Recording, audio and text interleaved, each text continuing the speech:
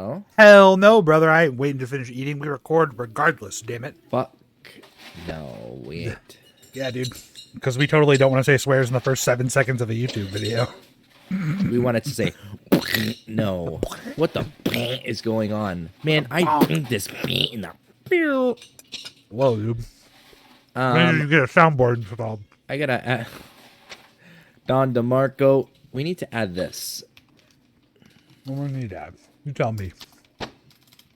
You tell me, I'll see what I can do. I'll see what old Jamie can do there. It's just a topic.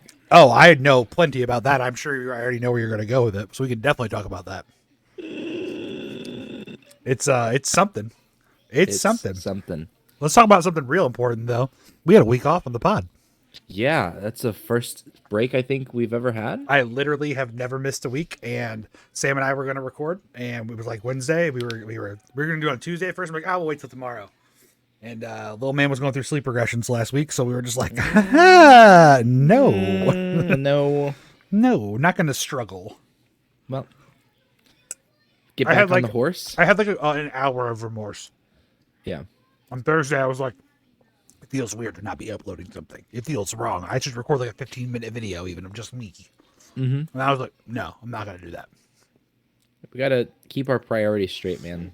I moved past it. It felt good. It felt good to actually have like that moment of like, you know what? It's going to be fine.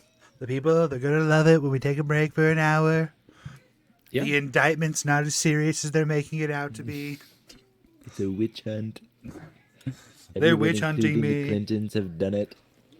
That's pretty crazy. You know what the real question is that on that raid of Mar-a-Lago, I want to know what was in that Gibson guitar case. I want to know what kind of guitar he has. Dude, I can't believe he just had fucking like boxes in a bathroom. Like, well, I mean, what else are you gonna read while you're on the can? While he's taking a dump, he's just look at my documents. I'm not supposed to have. Did you read the indictment papers? Page 24 was crazy. He said like literally, yeah, I'm not supposed to have this. I could have declassified it when I was president, but I'm not president anymore. This is a secret. Nobody should see this. It's like the most Bond villain like. Yep. And then I built the laser, and nobody could do anything about it. It's just like, bro. They indicted me. It's a witch hunt. It's not true. It's false. Yeah. But also everything that I said. Monica Lewinsky deserved it. Dude, you know what's crazy? Do you remember Tara Reid? Does that name ring a bell? Of course. Do you know what she did? Other than being in every American Pie film. Go on. Wait, seriously? I'm sorry. Wait, are we talking about the same? This is the accuser of Biden, like 6 months before Election Day. Like the famous actress, Tara Reid. She's an actress? Yeah. Big, chunky brunette girl? No. Maybe I'm getting her name wrong. I think you are, because Tara Reid is a blonde bombshell icon. No. Is it, who was Biden SA accuser? Uh-oh. It was something Reid. Reid, Reade. Yeah, okay. Her name is also Tara Reid, but it's spelled differently. Reade is her name. Well, I can't even read either one of their names. So. Well, we're not very well read, are we? We're not well read. No, Tara Reid, for a quick history lesson, and the craziness that's been American politics in the last 6 years, was a woman who accused Joseph Biden of Joe Byron assaulting her, like, in the past 10 years or something. And there was a whole like hubbub surrounding it and like verifying her stuff. And she testified before Congress and like did like a full on thing. And her story didn't really line up, blah, blah, blah. And it was compared to the lady who accused the Supreme Court Justice Brett Kavanaugh. Ah, yes, which Kavanaugh. was a little bit more believable and like wasn't Kavanaugh like fired from his, or he was let go essentially? No, he's still Brett Kavanaugh's a Supreme Court justice. Yes. Huh. No justice, no peace. It didn't change anything. It didn't change anything. Anyway, well, more you know. Tara Reid has now defected to Russia and is on a disinformation campaign in the United States. So like her last interview that was Snowden 2.0, dog, let's go. She was talking about the Russia-Ukraine war. And I don't have details. I can't like name anything specific. No, that's all good. That's pretty crazy. You try to bring down a presidential candidate, and then you decide to become a Russian sympathizer. No, I mean, don't it would be. even. I would say sympathizer at this point because if in the last year or 6 months or anything you want to say, if you knowingly can go to Russia and defect after they have invaded Ukraine, that's fucking wild, dude. It's pretty weird. It's like, Which come also, on, we don't. I just love getting on Reddit and seeing the small marginal incremental wins that like Zelensky and Ukraine are still getting over Russia. Yeah. Like every little update, it's like, yeah, Putin says there's not enough troops. Zelensky's getting more weapons. It's sick, dude. What's really crazy is just we have like play-by-play footage through like drones and stuff. Yeah. Of like all of the little skirmishes, and like this is supposed to be one of the most you would think like highly technical warfare things. Yeah. Like they both have lots of money pouring in, and there's lots of stuff going. It just seems like a bunch of small crews like tromping through some like meaningless field. Yeah, dude. Someone dropped down tilted towers and just got fucking 360 no scope by some cracked kid. Yeah, it's just weird. Like we're in a place now where we don't have to listen to historians. We live in a society writing down like the battles that happened. It's like we can rewatch it in real time. Yeah. You know what else is wild though? So you see footage of like that kind of stuff like floating around Twitter or TikTok occasionally, things like that. And then also like I was looking up a TikTok that was like a 9/11 joke related. Like it was it was like the kid. He's like, hey, you got mustard on your shirt. He flicks, he's got your nose, and he's just like, 2001 called. The second tower has fallen. Like, so I was looking at that TikTok, and then instead of seeing that first, right, instead was several TikToks of actual found and repurposed to 60 FPS footage of the day of the towers. Of the towers falling. Yeah. Oh my god. No. They hit the second tower. Just street view or like, towers falling, all this crazy shit. And I was just like, what is wrong with Gen Z? Like, why do they want to relive this thing they were not even around for? That's crazy. It's because, don't you see, Philippe, they don't actually have experience because they are constantly so fried with dopamine overload that they don't have attachments to things. So I saw a banger thumbnail today that actually like encapsulated this idea perfectly. It's this girl and she's talking about like why Gen Z has a shorter attention span. It was talking about book TikTok. Because there's book TikTok apparently, and there's like kids who are like hyping up the Hunger Games and Twilight and all this shit. Oh my god, Harry Potter! Not that one, but Harry Potter rips, dog. I know it's great. It's great. It is. Now that being said, the thumbnail was this girl and she's being like this, right? One side, goldfish attention span 9 seconds. Gen Z 8-second attention span. I was like, true, smaller than a goldfish. Yeah, true. Absolutely based. Sick. It reminds me of I scrolled through. I'm so used now to seeing like Subway Surfer under videos. Or like ASMR stuff. Half an episode of Family Guy. But this was not a real one. I kind of want to show it to you without explaining it to you, but I'm not going to be able to find it in time. They actually made their own version of Subway Surfers, and then they have the guy trip and like fall in the middle of the thing. Okay. And then like blood starts coming like underneath his head, and they're like, "Oh my god, did you see the Subway guy? He just fell." And then he's like, "He probably shouldn't have been doing that." And then like a train runs over him. Dude, have you seen the AI Family Guy thing going around where they crashed because they started talking about 9/11? Well, I'm thinking of a different one where Peter smokes crack. There's like a repurposing of that one. Yeah, last night the newest update on that was that like that was a couple days before that was the crack thing. But then they just like started talking about 9/11 and Lois is like panicking. Chris just walks in the room and just goes like he's just terrified. It's so funny. We're getting like we're actually seeing in real time like destruction of entertainment, I think. Because we're now starting to circle, people who are online are starting to circle around things that require no writers and no effort. Well, yeah, they're all on strike.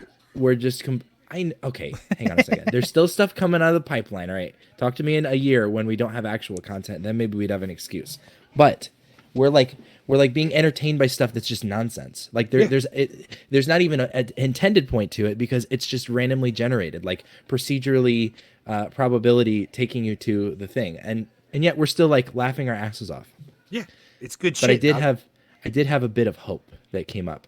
What was bit good about What was society. the moment that sparked joy for you? Have you heard of the band Pine Grove? I think so. Pine Grove. It's like an indie rock band. It's like a 4-piece acoustic guitar, drummer. Yeah. There is a dance on TikTok called the Pine Grove Shuffle. Oh, yeah. I saw it. So you've seen it. You might have seen a repost from me. Yeah. It's catching on like a little tiny flame. You know, it's spreading around. It's not like a small meme, but it's not like didn't you do one where you reposted and you rated somebody's pine grove shuffle? No, somebody else has a channel where they're rating Pine Grove shuffles. Sick. So the dude like spent like 6 hours and put out 15 videos and has like 500,000 likes from it. Like he's jumping right on the. Speaking of a large quantity of views and likes, I saw that the margarita TikTok that you reposted has over 500,000 views on it now. Yeah, it's 500,000 views, like maybe 50,000 likes by now.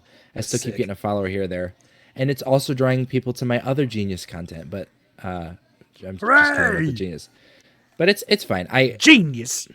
Did I ever explain to you the purpose behind that? I don't think I did. The Pine Grove shuffle? No, the margarita. What's up? You showed me that video. Yeah. Right? We watched it on the pod together. Yeah, from a Facebook reel. I'm scrolling through Instagram Reels that night, and I see it again, and I'm like, oh shit, this has like 60 million likes or like just some absurd number. I'm like, hang on a second. Okay, wait. Sidebar. You've seen like the repurposing of an audio, right? Where like people are, how did this become this? And it's like infinitely replaceable with like whatever thing you're talking about. Absolutely. Somebody did this with a King Julian thing where he's like, oh, would you like to have another sacrifice? And he's like, oh, I don't want another sacrifice. Oh, but please take my sacrifice. And they did it with Pokemon cards. And he had a TikTok shop. And I was like, this is such a genius idea. He was like showing like all of his different Pokemon cards in this particular audio. Yeah. It's brilliant. So I'm thinking 1 margarita, 2 margarita, 3 margarita, 4 margarita, like Pokemon with and I'm like, okay, great. The one that you and Rachel made was very funny. Right. So then I go onto TikTok after seeing this reel.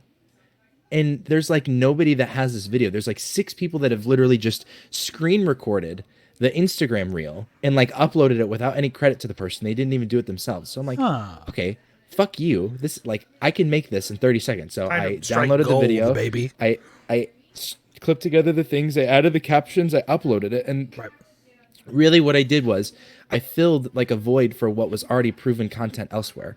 But like I did it myself. Yeah. And that was all in service of the actual Pokemon video that as soon as I uploaded it, got removed and I got a strike on my channel for minor safety. Yeah. They said that there was minor safety being affected by that. And I was like, what the fuck? First off, what kids are coming to your TikTok and actually buying shit? It's all adults. No, we know. It's minor safety is about like minors. Shut up. The kids are all right. Okay. So anyway, I repealed it immediately. They turned it down and then they shadow banned the channel.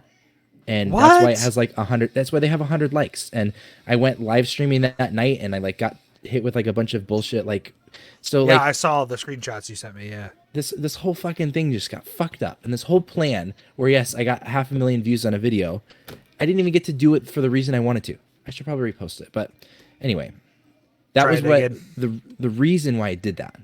The reason why I did that was to try and bring attention to my Pokemon shop, and then it just fucking. The mistake you made with the shadow band was like you didn't bring attention to the pod. Yeah, I guess I should have told everyone to like and subscribe and make sure you hit that notification bell so that whenever you see our video that comes out every week, you will be notified. Except for last week, which is, you know. We don't talk about it. We just keep just one time. Forward. Just one time. Just once. I'm sorry, Mom. Wait, so there was more AI stuff. Do we want to? Oh God, save yeah. that? Let's just fucking dip our toes. Why? Might as well. Yeah. There's. Let's do a landscape check. You had Seinfeld, right? Yeah. Now you have that was episodes crazy because that went anti-Semitic, and that was where it shut down. You have now SpongeBob, right? Yeah. Where you have like Patrick and Squidward and SpongeBob, and like they're standing in front of the house. And then we had Family Patrick Guy. will just and like Family walk in Guy front of a went to car. 9/11 mode. Yeah. That was cool. And then we have Trump or Biden 2024 on Twitch, which is just a fictitious debate between the two of them in real time. It's really funny. Oh, and it just goes on for forever. It never stops. It literally never stops. It's amazing. Yeah. And like what we're going to laugh about is when somebody finds like something that was predicted in Trump or Biden and then it's actually said in like a debate between. Yeah. Probably more eloquently. I mean, I'm looking forward to watching Joe Biden say that Trump's mouth was like an anus. Because that was the clip when I checked in today. I'm like, I wonder how it's going. I checked it for 2 seconds to share the link to our channel and to our Discord. And I shit you not. That was what he said. He was just like, Trump, your mouth looks like an anus. And I was just like, oh my God. Amazing. I wonder if mine is still up. It was up for a while. Oh, Ask Jesus? It's still there. Dude, that one's sick. I watched that for like 5 minutes today. I was like, what the hell? This is crazy. Like whitewashed Jesus. Hello, Phantom Sphere. Because Jesus was a black man. Just gonna say. Yeah. When I washed the feet of my disciples, the primary reason was to demonstrate humility and servitude. However, it was a gesture of love and care to show my followers the importance of serving one. This dude asked about if there was a feet fetish. He's answering it seriously. Yo, have I ever told you my theory on why foot fetishes are so prevalent now, though?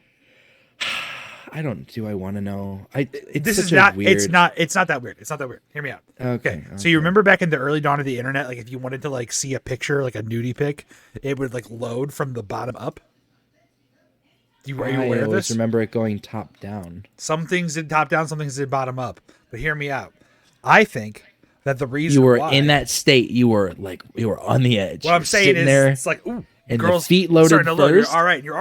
If you're looking at the picture, you're already horny, right? And granted, I wasn't like old enough to schmeat my meat, but I think there was like definitely adults now who were like in their teenage years who were viewing the porn loading up from the bottom, and the feet start to load, the ankles, the legs, and then because think about it, you're about to get to the bunda, you're about to get to the good stuff, right? And then all you're looking at is feet, bust, and then the feet are there, and it's that visual burn of the feet in your eyes while you bust, and boom, foot fetish for like a bunch. I think it's just a Jewish psyop to get us to not. Anti-Zionist rhetoric. Here we go. Got to bring it out. Listen, it was racism last episode, and now it's no, I'm kidding. Completely joking. If it's a bunch of black guys, it's a gang. If it's a bunch of Italians, it's a mob. And if it's a bunch of Jewish people, it's a coincidence, and you don't talk about it ever, right? That's right, Goyam. Dave Chappelle thing. Okay, anyway. Yeah, Dave Chappelle. So that's an interesting theory, but it doesn't explain why it's big amongst the Gen Z, the Zoomers, because they're all about it. And even some of because I'm on that cusp, right?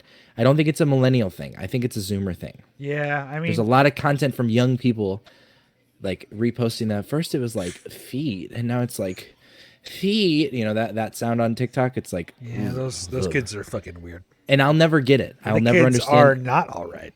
I don't think they are. I think nuclear winter is going to do us wonders. I think it's going to give us a nice reset.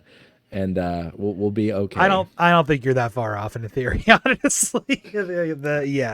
As far as why the Gen Z kids are so into fucking feet, I don't know, dude. I think they're just weird.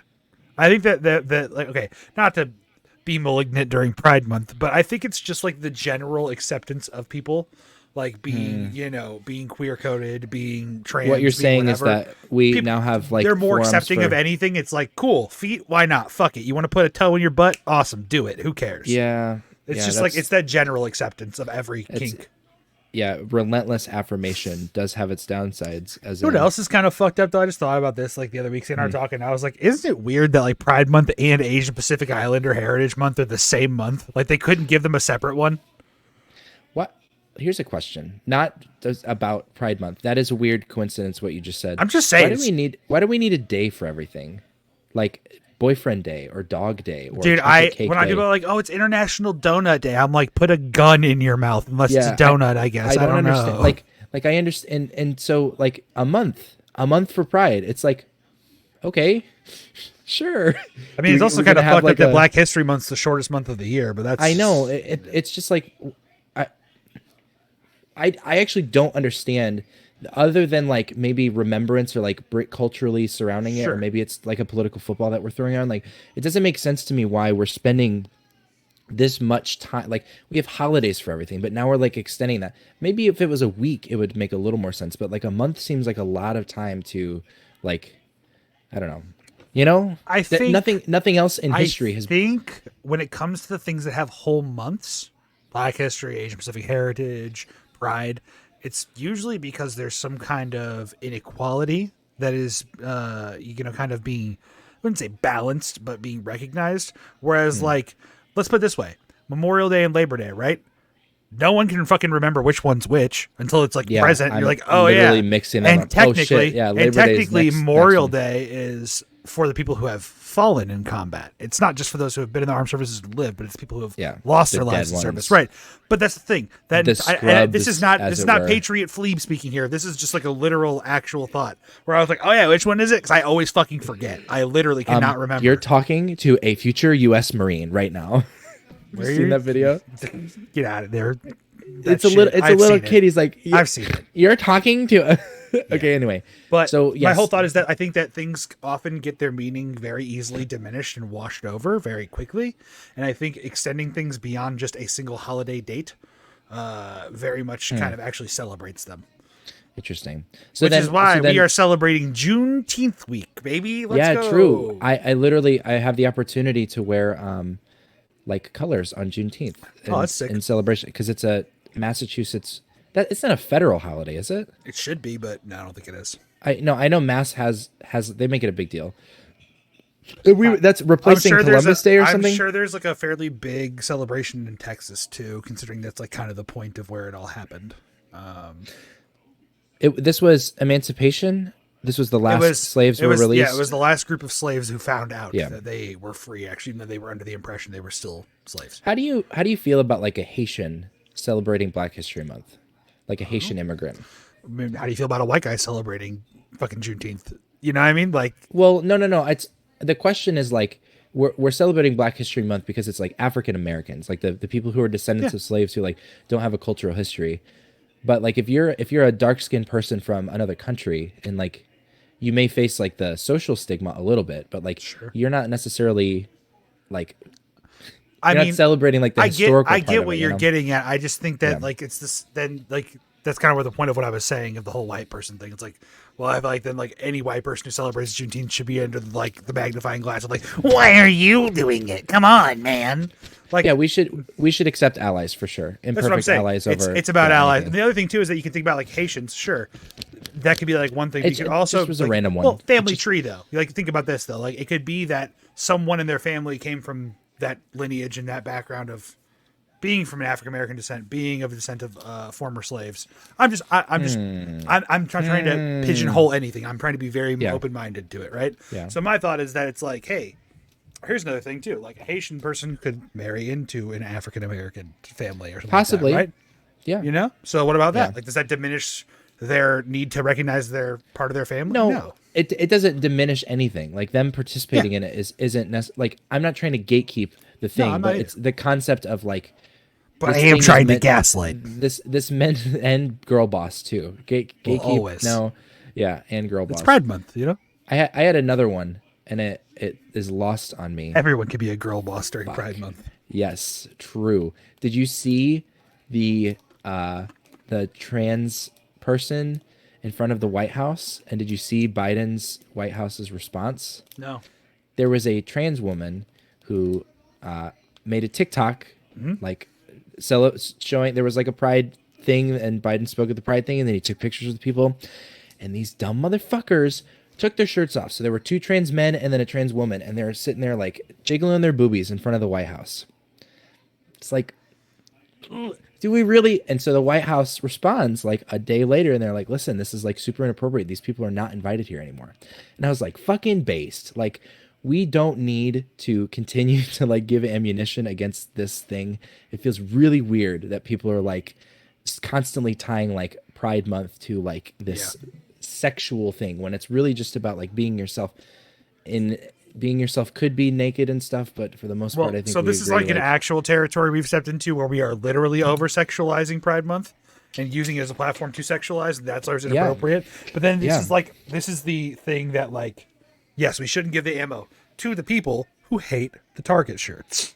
Like this is the kind of this is genuinely the kind of thing that if you do this and like you're out there as a trans person pulling titties out in front of the White House, you are fueling the fire of the hatred at this point. And but also like there's a little bit of it like I'm really torn on this because this is pretty nuanced. It's difficult to exist and constantly be like a representative for your community, you know? Like there's a lot like I am not a representative for the white man. I guess kind of like we're a little bit under fire. Are though. That's the thing. Like, I mean, no, not saying like you blatantly like I am representing the No, white culture. one What I'm person saying is is that always like if representing their someone community. sees this clip out of context right now, and that it's like wow, fuck this cracker. Yeah, like white man. that. No, seriously, like that is you are then by You've been by watching that Hassan virtue. lately? Damn, throwing the hard R out there. Listen, dude, I'm mayo as fuck. I'm allowed to say it. All right.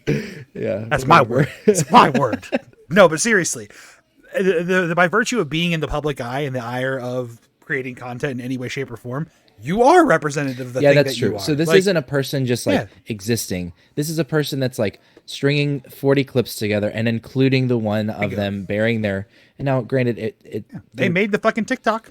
There is a little bit of hypocrisy around the fact that like nobody cared about the trans men, even though technically those were girl boobies at one point, and now they're man boobies, and now this was a man boobies that turned into girl boobies. I like, don't think people freaked out more about the. Well, that's fucked up. First off, if people are freaking out more about one or the other, that's fucked up. I think in general, you should be like, "Yo, titty out, not good." But I want to say this. Yeah.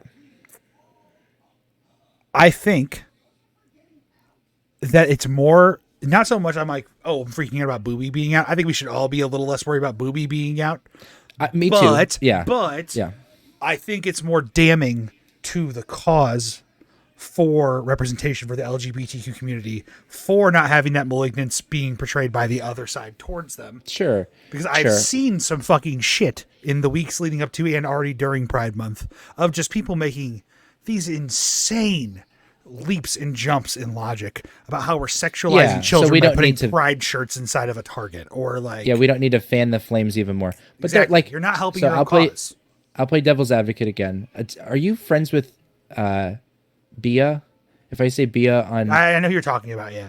So her and I get into spats every once. I'm sorry, them and I, they and I. Oh, get into spats every. I did not know that. They. I'm pretty sure they. Respect.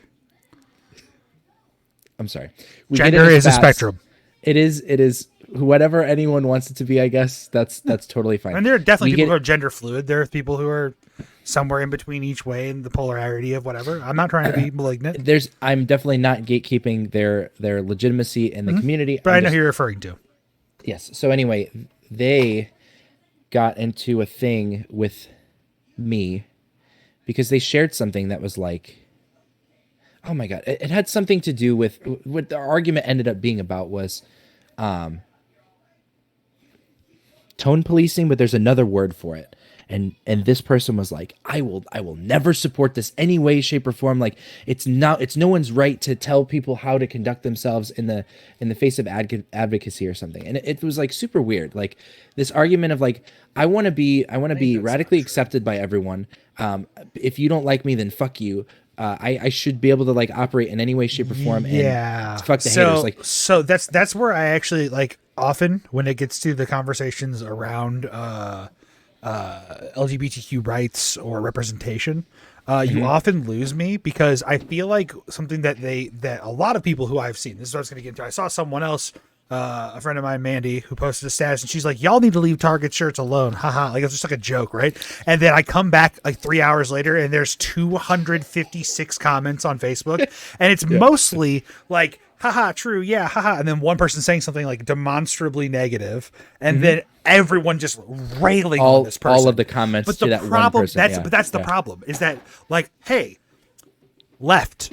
People who are leaning towards this side, you are talking about preaching tolerance and acceptance of other people until people are not being until you step out of line, and then immediately you're just jumping all over people. And I'm like, well, wait a minute, that is kind of contradictory towards the cause that you're preaching for. Sure, it's fine to hate a fascist. It's fine to not like someone who has some shit to say about, how we shouldn't have the kids being exposed and sexualized through a t-shirt, even though pretty sure a t-shirt isn't sexualizing it. I'm pretty sure your leaps and bounds are what's sexualizing you're the whole stepping thing. Way ahead there, Chief. But it's the retaliation of like, fuck you, you're a fucking piece of shit. Like, go kill yourself. It's like, dude, that's not helping anything either.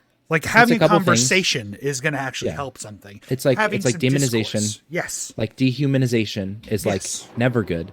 And then it's like not realizing when someone's an imperfect ally and accepting that that's probably better than like having, 10 people that are exactly in step with you. Like those are the two things that are It's just so obnoxious to think that like people who want to actually talk about being tolerant of other people and accepting them as they are. And, like you said, wanting that radical acceptance, wanting that radical like just everyone likes me. If you don't like me, fuck the haters. It's like, well, not everyone's a hater who disagrees with you.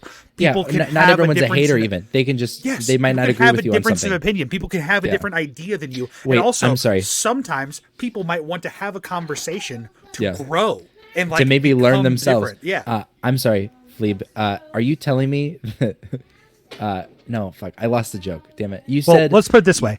I don't think I was opinion. always the most tolerant person. Based upon my upbringing in the red state that we were raised in, my family had said some dumbass shit and like not been very tolerant, plus very Catholic.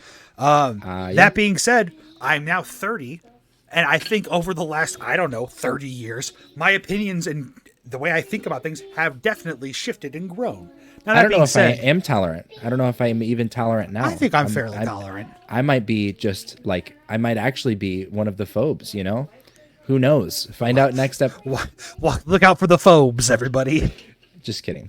No, it's frustrating because like, you have to be a certain kind of person already to like engage in this realm anyway, because online political discussion, things that are happening on like a Facebook feed or like on Twitter or YouTube or something, it selects for a specific kind of person anyway. And these people are probably better off or have the time and energy to think about it and probably are not affected by it as much either. Like, I hate to say this, but whatever happens in Missouri or Massachusetts is probably not going to affect my family. Maybe if one of my kids comes out as like part of the LGBTQIA, like whatever, but like it is kind of like a football for me. So like I get that privilege a little bit to just kind of like talk about this and move chess pieces around in my head. There is one thing I do want to say as a caveat to this conversation to make it very clear with where I lean. I'm not saying that you should be fundamentally accepting of like hard Republican or right-wing values, because here is one thing. Like, I see this kind of rhetoric a lot. I see this kind of like, oh, we should accept everyone. Well, within reason. But here's what you need to do. If you have someone who is like vehemently just insisting, I will always vote Republican, I will always vote this, I will always do this way, that's not good. Nor is it to be vehemently left and not have any kind of opinion of your own. But one party, it's not both parties are bad. One party has consistently voted to diminish women's rights. One party has consistently voted to diminish over their stuff. And exactly. They're very dangerous. They're like consistently a detriment to. So I will not lean into the conversation of, oh, the left and the right are equally as bad. No, actually, that's demonstrably false. You can prove it by the way they've voted over political issues for the last 50 fucking years. Yeah.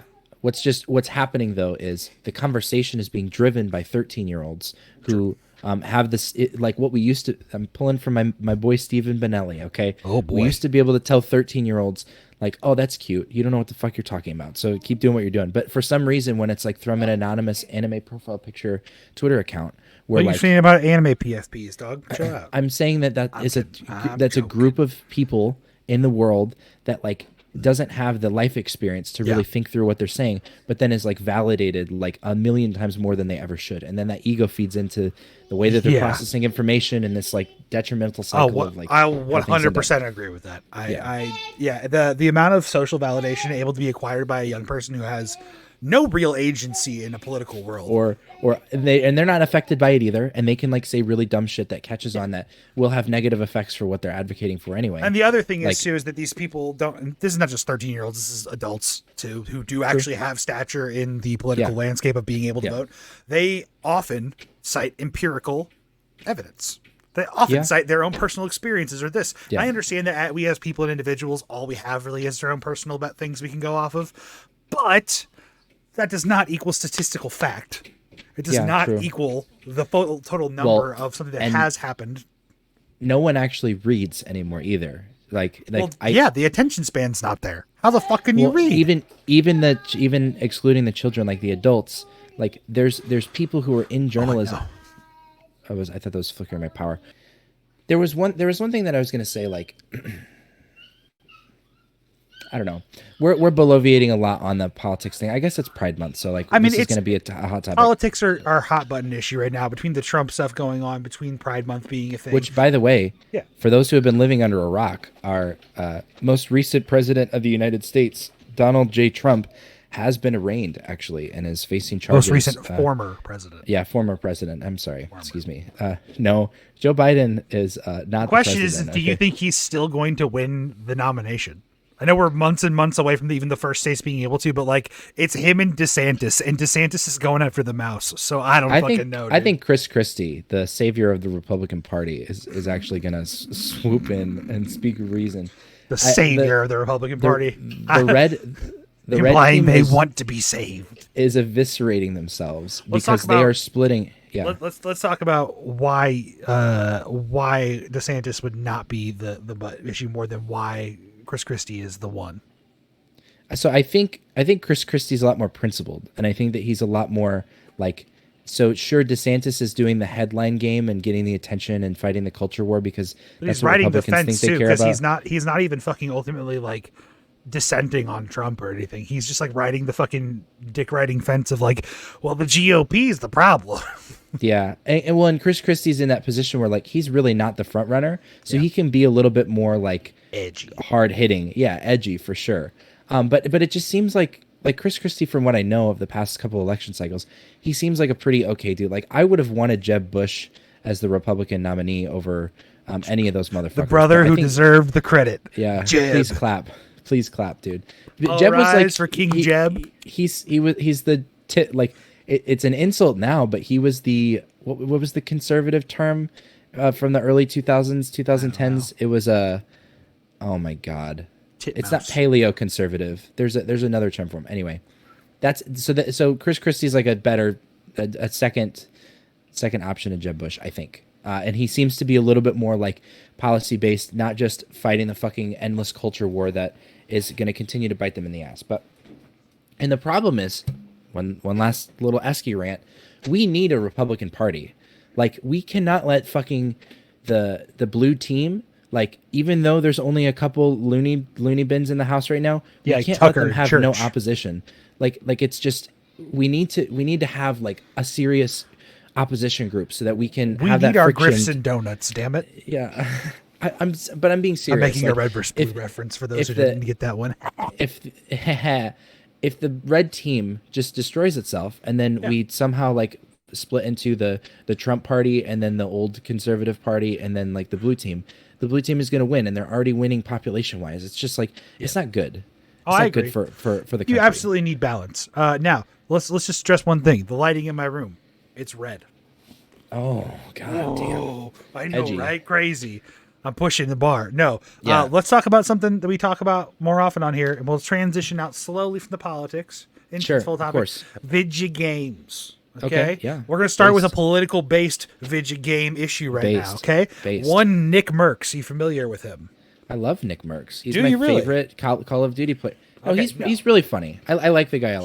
He was great when Fortnite came out. He's good at Apex.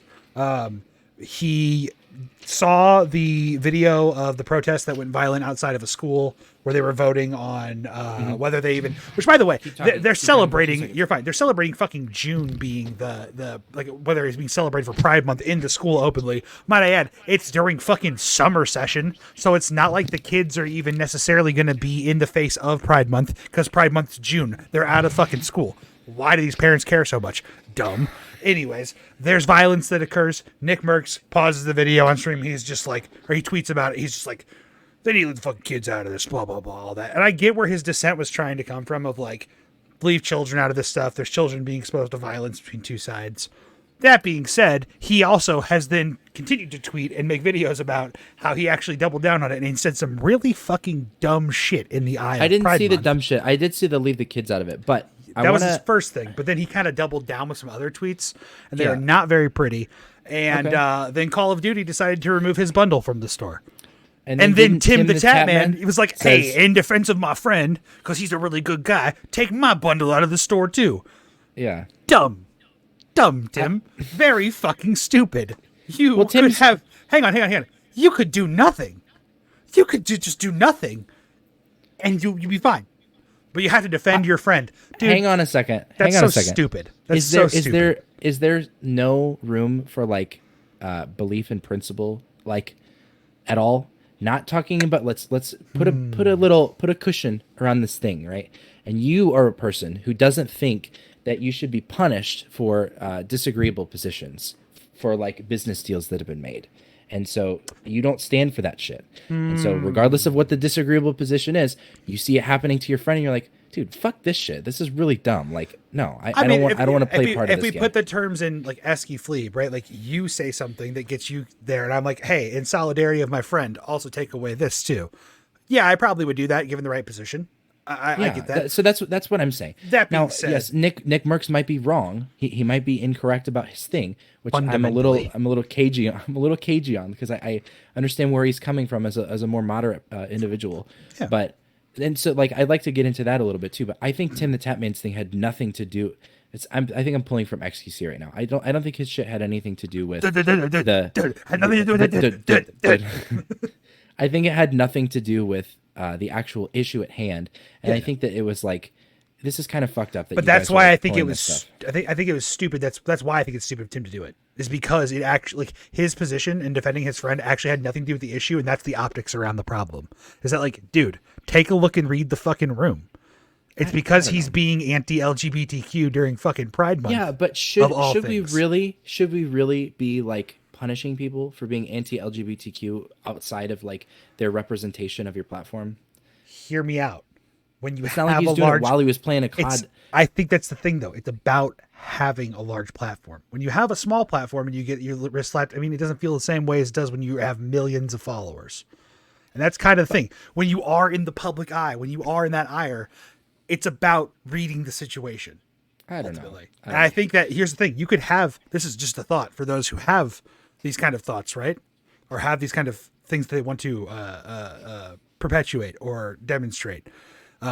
You could also not, you could have those beliefs and just not say them out loud. Sure. I get it. Yeah. Wow. How hard is it to like, not say something? So what you're doing effectively is saying, okay, listen, only things that you can talk about are the things that we tell you that you can talk about if you want our money. I have seen content creators vehemently like, and just absolutely say in their things, it's like, yeah, I make a lot of jokes and stuff and we joke around things, but there's 3 things I won't joke about. It's like, don't joke about kids in this way. Don't joke about women, and don't joke about like the LGBTQ or race. Like there's people who are aware enough to not even make jokes prodding at them, even if they don't really feel that way. It's just about recognizing it's like, hey, the landscape and the pushback that I'm going to get from that kind of thing is not worth it. Yeah. And that's kind of where I'm at with it. Like, I just don't think he even recognizes like, yeah, this is my thought, right? We make a YouTube video every week. We put a podcast out. We are in the public eye, technically. We aren't big, but we could blow up, and then all of a sudden we could have a bunch of backlash because we said one thing one time that was an offhanded comment. And you know joke. What? I don't give a fuck because I'll stand by everything that I've joked about. Everything. But that's on us. We made the decision to make that video, to put it out there, right? That's kind of how I feel towards the Nick Merckx thing. It's like, that's on you, dog. You decided to make that comment. Okay. You decided to go forward with it. You could have not. From your perspective, what you're saying is you played a stupid game that you should probably have known better. Win some stupid prizes. Won a stupid prize. Yeah. And I counter that with, I think that's a dumb like concept. I think that's a poor way to like keep people on your side. If we are in support of these people, which you and I happen to be, I don't know if like wagging money over people's faces and saying, hey guys, you want some of this? Well, you got to say the right fucking thing, because if you don't, like, you're cut off. Like, or like socially reprimanding. Like, I think we should just have better arguments. I think we should like go back to convincing people. This like, I think it's impossible to have a good argument when you're limited on a number of characters, though. Like, well, regardless, I'm just saying, like, yes, it's not comprised of like tweets that's making this thing. It's like it's a totally different like situation. That's, I'm so sorry. It's a totally different like scenario that is being it's popping up in instances of like tweets or YouTube videos or like Facebook posts or whatever. But the actual cultural approach of we need to shame people, like it came up with this. Do you remember the guy that pulled the girl's wig off, like the drunk lawyer or whatever? Yeah, I did see that. Like, why are we like going the route of like public justice instead of like letting institutions punish like bad behavior? Like I don't know if that's. I think that there is a long history of institutions not punishing things that should be. Sure, but like it's happening now. like this is the time to like get more numbers in your favor for like having prosecutions for people doing. I get what you're saying. I get what you're saying. So like deferring to like, hey guys, here's the outrage machine. You only see like a 5-minute clip of this thing, but trust me, these are all the facts.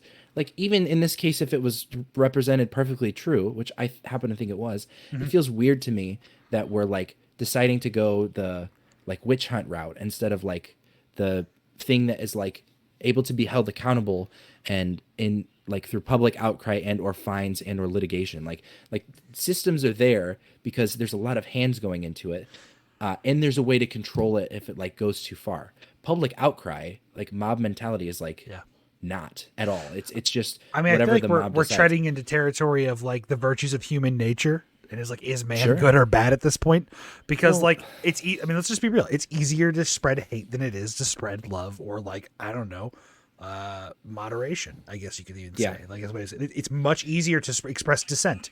It's much easier to push back on something and say, this is bad. And yes, you could say it's virtue signaling if you're leaning into one way, or you could really, like, this is the thing I hate about the concept of virtue signaling. It's like, yeah, but what if I really do have that belief and I really am standing up for something I believe in, but you're going to call me a virtue signaler? It's ridiculous. Now, sometimes it is virtue signaling, and that's the thing that we're talking about, the Nick Merckx thing, right? Like, it would be virtue signaling for him to not express his real thoughts, given he is a large content creator. Like he should be able to be honest. Yeah. And then he is able to be honest. There are like repercussions that you may or may not face, but I think those repercussions can also be done. I mean, let's be real. Like, he's still going to be a fucking millionaire. He's still going to make plenty of money off his Twitch stream. He might even get more followers in the way of people who are right leaning. I think that's what happens. And so there's another conspiracy that I have brewing up. In this realm a little bit. So do you remember the bike Karen incident? Did you see that? I think I did, but I can't wait to see where this goes in the anti-Zionist rhetoric direction. This was like a 2-minute clip where some black guy was yelling at some pregnant nurse who was like saying that she rented this bike, and he's like, "No, it's my bike. I got it right here." Blah blah blah. And no one really knew from that 2-minute video what actually happened, but immediately the sides like rose up and everyone's like fighting over each other with like a 2-minute video of like not really clear context. Both people start a GoFundMe, and together they raise about $275,000, like 75 for the black guy and like 150 for the girl. And like, I don't know where they're at anymore. Like, there's no context anymore. How do we not know that they're not just friends that decided to like make a clip? First off, if they did, put it up, that's fucking based, because you just pulled. Hilarious to think about, dude. The Houdini fucking move that you just created to get some content and some bread, brilliant. That's what I'm saying. Like and it's really weird that like we are now having these like public battles, like be decided by public opinion, and like people are throwing money at them. And we don't even know what happened. Yeah, we know a little bit what happened. Her lawyer supposedly sent out receipts showing that it was her bike and the guys were lying. There's a lot of anecdotes about, this is a scam that happens in New York City, especially, where people will claim that it's their bike just so they can steal it and then like break it down for parts or something. And then that goes on the person that actually. It's so weird to think about bike chop shops and how it's like a viable source of income. It's a thing, because it's not anyone's bike. It's the company's bike that's fronting it. And then it goes on the person who rented its insurance or whatever. So I don't know. We've leaned away from video game again. Let's go back to video game. Okay, so I haven't talked about fucking League of Legends in forever, except for like we met 2 weeks ago, and I talked about like there was a strike happening. Strike's resolved. LCS is back. It's literally happening right now as we speak. Like, I am actually on one of my screens watching another match go on between Evil Geniuses and NRG. Holy shit, 5-0. I just tuned in. That's crazy. Wow. Not looking good for them. Plus, the Valorant VCT Masters Tokyo is happening right now. It's kind of nuts, actually. I was watching last night just to see how it's going. And there was an elimination match. China looks really fucking good. Honestly, in Valorant, interesting. Yeah, EDG looks really, really good. They knocked out T1. They knocked out a couple other teams too. And they advanced, how many maps are there now? I haven't played since the weird I like to keep up and like see what's going on, but like I'm gonna be honest, if I'm playing a tactical shooter, that or CS, it's CS, because I actually like that game. Is CS2 out yet? No, but it's a limited like access thing right now. So it should be out within a couple months, people are thinking. But in exciting news, Players' Strike is over. We don't really know if any of the demands were met, but we do know that they gave them 2 weeks to figure it out. And they said that if we don't have it figured out in 2 weeks, they're just going to cancel the whole summer split, which would then invalidate any North American representation at the World Tournament this year. Which was like, okay, let's not do that. They're back. But then what they did, instead of just pushing the schedule back, they have shortened the schedule. So instead of an 8-week schedule with like 2 super weeks, it is is now just 6 weeks, with the first 4 weeks all being super week style, which means instead of 2 days, it's 3 days every week. So Wednesday, Thursday, Friday for the first 3 weeks. So they kind of just like they actually themselves. made it. Well, they took one of their practice days and turned it into a game day, essentially. Yeah. And that kind of just But weirdly enough, I mean, there's still going to be a 6 week gap between North American finals happening and then Worlds starting, which is just fucking bizarre compared to every other region. And that includes like Korea and China participating in the Asian games. Do you know what the Asian games are? Have you heard about this? You seen this? It's like, are you talking about anime waifu bouncy No. Asian games is like, it's like the Olympics, but just for countries in Asia. And League of Legends is now actually a medaling event at the Asian games. They used to have that in South Korea for Warcraft 3, I think, right? Yes. Was that a thing? Yes. So they've expanded it now to include League. So during the last Asian games, which should have been 2016, it was just like a side event. But then in 2020, which has now been pushed back until this year, actually it was 2022. 2018, 2022. That was what it was. Sorry. So in 2022, it was supposed to be an event, and it's a main stage event now, actually medaling implications. And that, for a big reason, as you mentioned, South Korea is huge, because if you are a gold medal winner for an event, you get exempt from your military service, which is huge for League players. What the fuck? Yes, and so Faker, Michael Jordan of League of Legends, could possibly earn his military exemption status finally by getting gold in the Asian Games. It's a very big deal. Korea is taking it incredibly serious this year. They announced their team a couple weeks ago. Yeah, it's a huge deal. Now, that is a pretty exciting thing in the world of League. However, the most exciting thing in the world of League is the return of probably the second most famous player of all time professional play. His name is Uzi. He's a Chinese, or Uzi I, some people call him, but it's Uzi. Yeah. He's a very prolific player. He was a finalist in season 3 and season 4 Worlds, 2013, 2014, back to back. Didn't win, but he was a finalist both times. Amazing superstar AD carry player. So when it was first rumored that he was going to be returning, it was because another player named Leave was found in a controversy. You see, he made a bunch of fake profiles on multiple social media accounts like Weibo and other ones to flame his own teammate. He made alt accounts to flame his own teammate on threads in post-game matches. But it gets even better. It was then lined up with those images that were used in those profiles and certain things about his name that he had engaged in prostitution as well, which is incredibly illegal in China. So Leave was let go, and then someone climbed a tree that is over 3 stories high to see the practice room of EDG, to see Uzi inside. I posted this in the Discord too. You can see it in a tweet. It's like a picture, a little like somebody slice climbed of tree. a big ass fucking tree to just show that Uzi is in there. And someone else included a picture of how tall the tree is. It's like, you guys think fucking like baseball fans are bad. The fucking League fans in China are crazy. And then it's announced that Uzi did in fact return. And this morning he actually played his first game, or his first match, and he did quite well, and they won. So Uzi's back. He looks a little rusty, but he looks pretty fucking good in my opinion. I'm hella hyped because I just love seeing the old guard return. I love watching people who I've had attachments to for 10 fucking years still playing the game and being like, because Uzi had back and wrist problems for a long time too. So he kind of like rotated out with other players over time and stuff. The last time he played an international event was 2018. So it's been 5 years, but he took like a 3-year break. Got a wife buff. It's a big thing in League. Aww. Like unironically, guys who get wives usually like start playing better. It's pretty crazy. Because they get rewarded with sexual favors. I think it's just, I think it's one of those things. It's not so much that, because like, I mean, dudes get girls all the time in pro LOL. Like it's a pretty common thing at this point. Like as weird as that is to say, but they actually do get like mad bitches. But like, I think it's a confidence thing. I think it's that you have someone who's going to love you no matter what it is. And like how well you do, they're still going to be there for you. So you have like that extra extra instead of just being a loner, dude.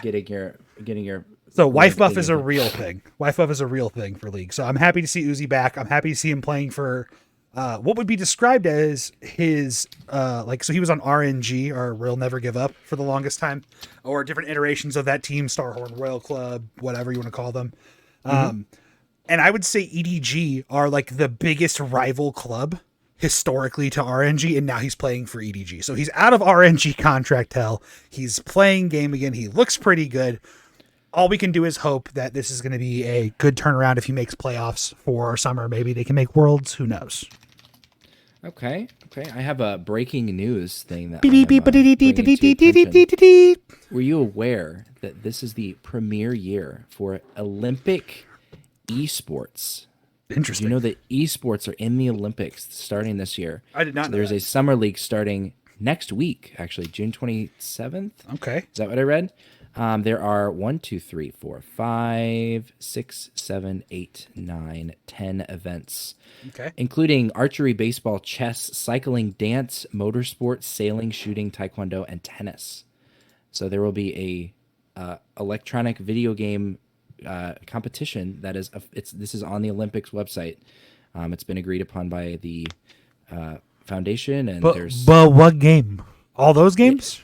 All of those games are there's virtual versions of it. So it's called TACBO. So we're playing Wii Tennis for the Olympics. E-Baseball, Power Pros, chess.com. That makes sense. A cycling competition reimagined on Zwift. Okay. Just Dance. Sick. Race for the checkered flag on Gran Turismo. Okay. Set your virtual sails on Virtual Regatta. Shooting. Target the Olympic Esports Trophy featuring Fortnite.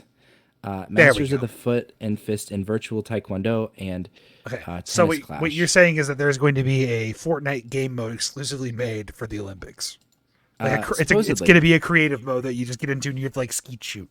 If you go to olympics.com/en/esports, you see a thing that says countdown, 7 days, 2 hours, and 35 minutes. So my question is when do we start getting good video games inside true. Who knows? Honestly, League is right on the outside.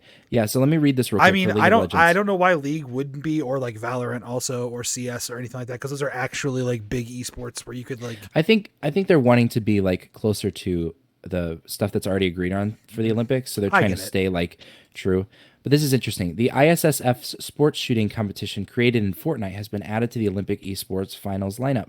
The Invitational Series will see 12 players from the 2023 Fortnite Champion Series invited to compete on the global stage. A specially designed Fortnite Creative Island made to reflect sports shooting competition. It is creative. I knew will put the target aiming accuracy of sharpshooters to the test, navigating the specially designed in-game environment as they compete to be an Olympic esports series winner. This event is in no way sponsored, endorsed, or administered or otherwise associated with Epic Games, Inc. The information players provide in connection with this event is being provided to event organizer and not to Epic Games, Inc. Very interesting. That is kind of cool.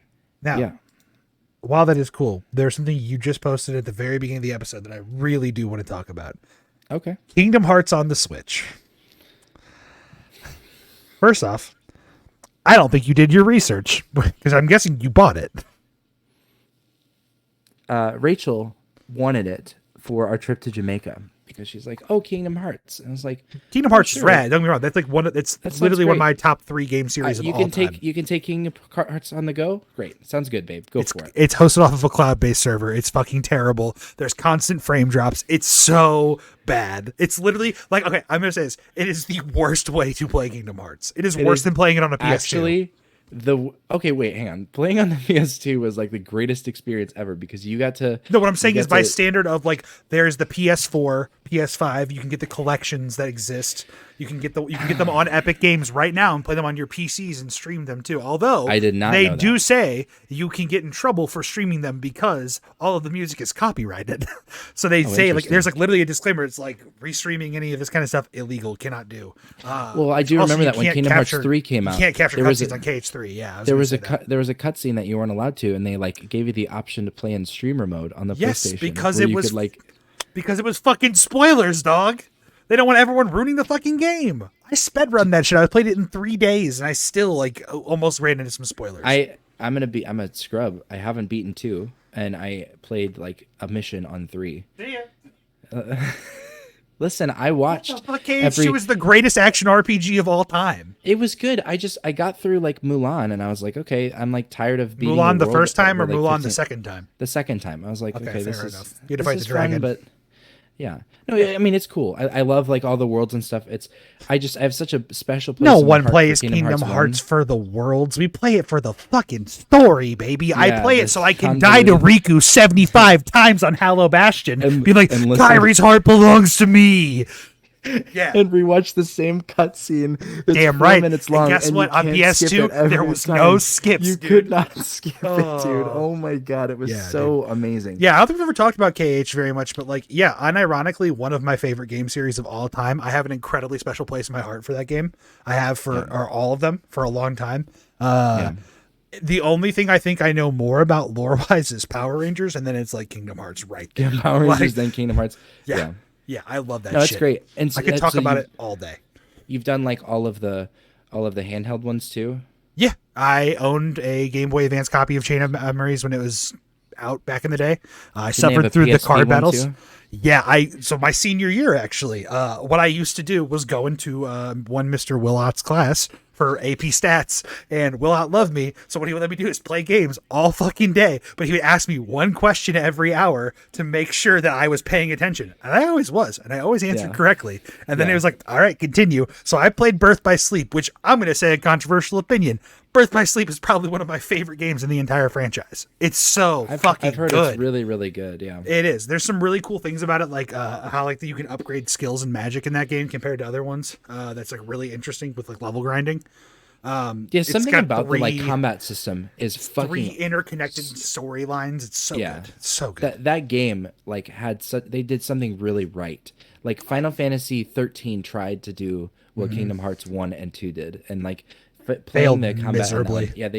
Wait, what was the one where you randomly 15. Start fishing off of a deck? 15, and you're 15. Like driving through the with desert Noctis, in like a sports car. Yeah. I mean, it's solid. I would not say that 15's bad, but it's by no means as good as KH2. KH2's combat. I think KH2's combat is some of the best combat like ever created. Like the way you were able to customize skills to either add like additional hits to your combo, certain like finishers. You could literally structure the combo so that you could do a It's very customizable. Feels good. You can lead into magic. You can lean more into just striking combat. You can lean into drive forms. Like there's just so much good shit.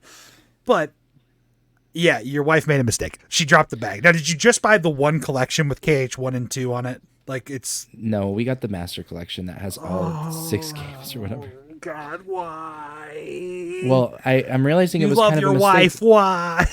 Because I didn't know any fucking better. No, I know. No, I wish we had once at least ever discussed Kingdom Hearts prior to this, because I literally would have been like I have watched entire videos on this issue about how the Switch version is by far the worst version of Kingdom Hearts because of the issues with it. And here's a weird thing. I don't understand why it needs to be hosted off of some cloud server to be played. Yeah, why? It's not a hardware intensive game. It's just not like. It must be that the file size is too big to it would just be SD cards, bro. What do you mean?